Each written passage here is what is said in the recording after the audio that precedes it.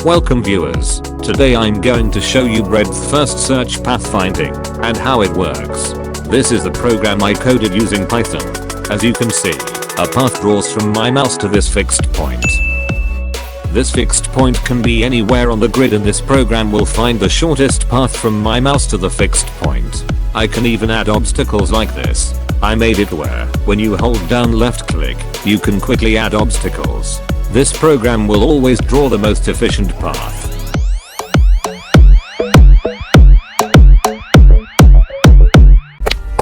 I'll teach you how this works, so you can code this as well. This only took me a very short time of 10 hours and 11 minutes. This is because I did little research and just started trying to think of algorithms, like this one, that someone has already done. But it is time to talk about how this works. This program finds every possible combination.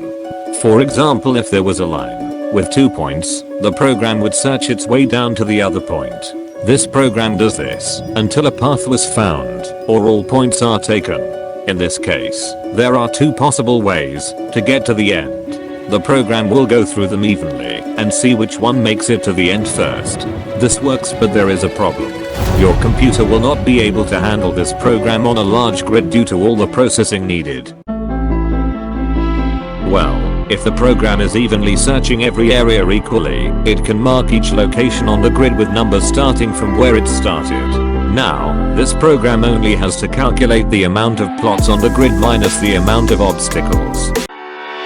If you do not want to download this program, you can use this program on my Discord server. This is an interactive channel. I integrated this pathfinding AI into my Discord bot. In this channel, type the X and Y coordinates of the starting point and ending point. Then type the positions of the obstacles. If you submitted your response correctly, you will get results. Thank you.